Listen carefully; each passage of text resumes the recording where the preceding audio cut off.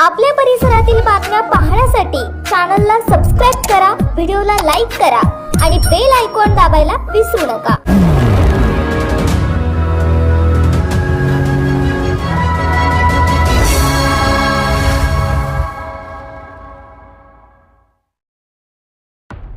बनावट शालार्थ आयडी घोटाळ्याविरोधातील लढ्याला रक्तरंजित करण्याचा प्रयत्न। बनावट शालार्थ आयडी प्रकरणातील महत्त्वपूर्ण तक्रारदार महेंद्र देसले राहणार माळीच तालुका शिंदखेडा यांच्या घरात बुधवारी सकाळी जमावानं घुसून मारहाण व तोडफोड केल्याची गंभीर घटना समोर आली आहे। या हल्ल्यात महेंद्र देसले यांच्यासह त्यांच्या पत्नी, मुले व पुतण्यांना मारहाण झाल्याचा आरोप करण्यात आलाय। या हल्ल्यामागे लोटन देवीदास देसले, LD देसले यांचा हात असल्याचा गंभीर आरोप महेंद्र देसले यांनी केलाय।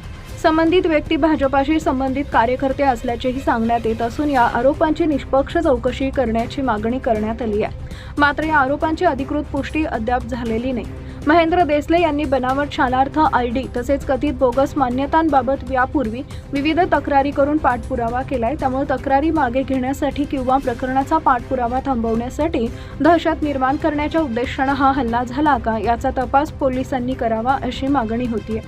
घटनेचे व्हिडिओ उपलब्ध असल्याचं सांगण्यात येत असून पोलिसांनी CCTV footage, mobile location, call record तसेच इतर उपलब्ध पुराव्यांच्या आधारे सखोल तपास करावा अशी मागणी करण्यात आली आहे। दरम्यान काही दिवसांपूर्वी डॉक्टर पंकज साळुंखे यांनी स्वतःसह सहकार्यांच्या जीविताला धोका असल्याचा इशारा दिला होता।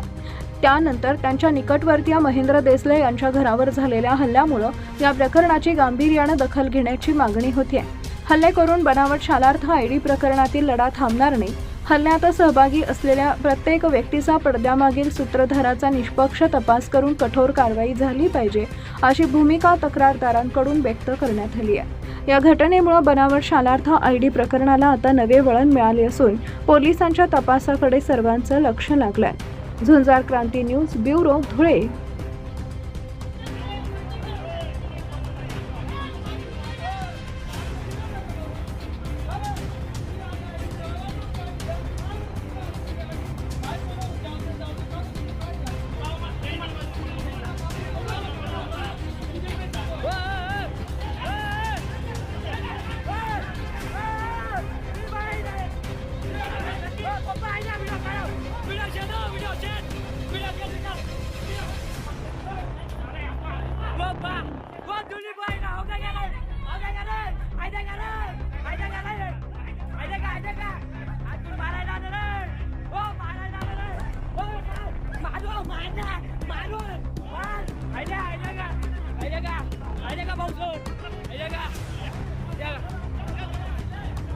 Aida ka,